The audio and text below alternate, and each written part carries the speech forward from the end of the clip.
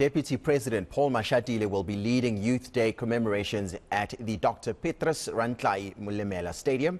That is in Mangaung. Today marks 47 years since the youth uprising in Soweto in 1976, but young people continue to struggle for education, jobs, and quality of life, as it were. Moloko Moloto joins us now and is tracking this story from Bloemfontein. Moloko, a very good morning. What is the latest? Have people started gathering where you are right now?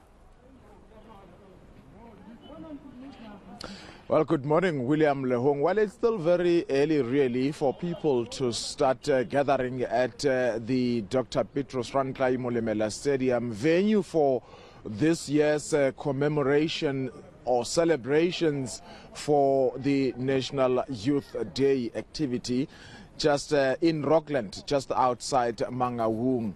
And I mean, obviously the weather conditions at this point in time aren't really perfectly agreeable for many. I mean, as I'm looking at the temperatures, the information indicates that the temperature is now at 2% where we are now, and the sunny weather conditions are expected only at around 10 o'clock. And in terms of the projections, the temperatures will increase a little bit up to 13% by noontime. Of course, the stadium itself, I am told that it has the capacity to accommodate up to 18,000 people. The last time there was an event of similar magnitude, it was the President of the Republic, Cyril Ramaphosa, when he was hosting one of the major national days here at this very particular stadium. And in terms, William, of the inconvenience for the people of Rocklands, there's a public notice that was put out by the Mangaung Metro, the host city here, and they are outlining a number of streets which they say they are going to cordon off. Where we are now, the major streets that connects the township of Bochabela and Rocklands, the Mushweshwe Road, as you get closer to the stadium, that's where it was cordoned off from both sides. But there are other streets that have been cordoned off, and the statement here, they are saying that Mangaung Metro is the host city for the 2023 National Youth Day commemoration, which, as we know, is going to be addressed by the acting President Paul Mashatile in the absence of President Cyril Ramaphosa. As you just said, he's abroad, happening today here. And they are saying that a number of streets, for instance, Kona Mushweshwe Road and Taka Lekwala Street, it's been cordoned off, and Kona Mushweshwe Road and Tsekeleza Street.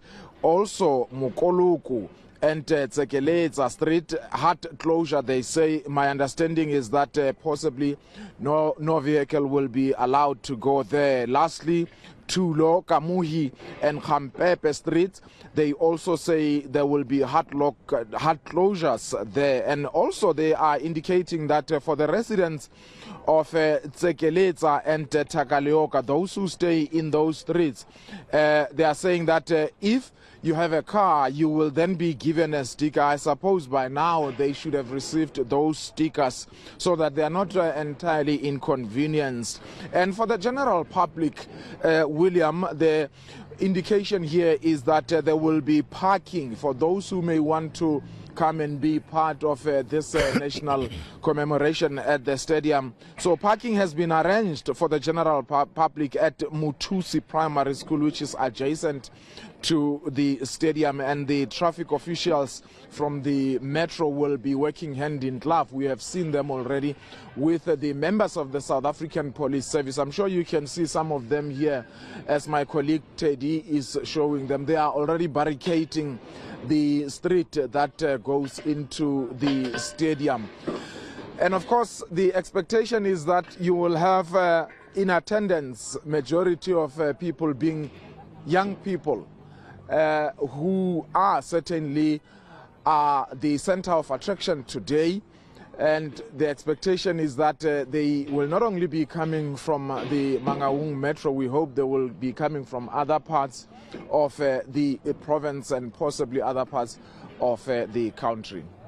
Moloko, just before I let you go, what are we expecting the Deputy President Paul Mashatile to say when addressing these young people? We know that he himself was a young person who rose through the ranks of the African National Congress from the eNCA Youth League. He himself also part of the liberation struggle, you know, if you go through his bio and things like that. But there's a huge disconnect that we've seen between young people and government. How is he going to try and find that rapport with these young people in Bloemfontein, do you think? Yeah. Well, we know that this particular National Youth Day was commemorated or celebrated since the dawn of democracy in 1994. So, while on the other hand, we know that the Soweto uprising or the Soweto massacre happened 47 years ago. And of course, it also happened, although in some instances it wasn't really a massacre, in places such as Cape Town as well as Limpopo and other parts of the country. The students were up in arms, obviously unhappy with the imposition of Afrikaans as a medium of instruction in schools. But that was really something that was not the major thing. The important thing that we must keep in mind is that at the time young people were just fed up with the conditions that apartheid was imposing in the country. And the imposition of Afrikaans as a medium of instruction in 1974 was a matter that really broke a camel's back. And today, according to the statement, this particular event will be commemorating under the theme, Accelerating Youth Economic Emancipation for a Sustainable Future. And you would expect the acting President Paul Mashatile to really talk about the conditions, telling us about the conditions that young people are confronted with, which we all know that unemployment across the country is, that is official unemployment at about 32%, 32.9%. And that means that over 7 million people are jobless in the country. The majority of those who are jobless are young people. Many of them are not employed, they are not in training, they are also not in school. They are languishing in abhorrible conditions. And obviously these are the people who ought to be economically active given their age, given their energies as young people. So you would expect that the acting president to talk about those conditions and how they are going to change them. But perhaps let's take a listen at the young person who is making a difference here in Bloemfontein. He has established his own business manufacturing jewelry. As South Africa commemorates the 47th anniversary of the Soweto massacre, youth unemployment remains a ticking time bomb. Recent data from Statistics South Africa shows that nearly 40% of young people aged between 15 and 24 are unemployed and not receiving any further education and training. Aware of this situation, 30-year-old Toriso Letale works with steel, gold and diamonds to earn a living while creating job opportunities for two others. We manufacture bespoke jewelry. So we do wedding rings, necklaces, bracelets, anklets. We also do services such as repairs. We also do stone setting, redesign. Making a sterling silver wedding ring begins with these nuggets, which must first be melted in fire. After some grinding and bending, the end product is this band of precious ring. It's a real thing. We use metals such as 925 sterling silver. We also work with 9 carat yellow gold, 18 carat, 18 carat, 24 carat. We also use platinum.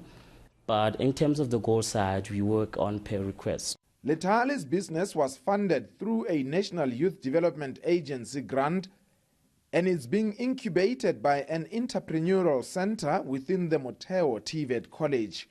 Letale says as he grows his business, he's hoping to create more memories for those tying the knot. Moloko Moloto, Bloemfontein. That's our reporter Moloko Moloto live to us in Bloemfontein. We will check in on him much later on in the morning.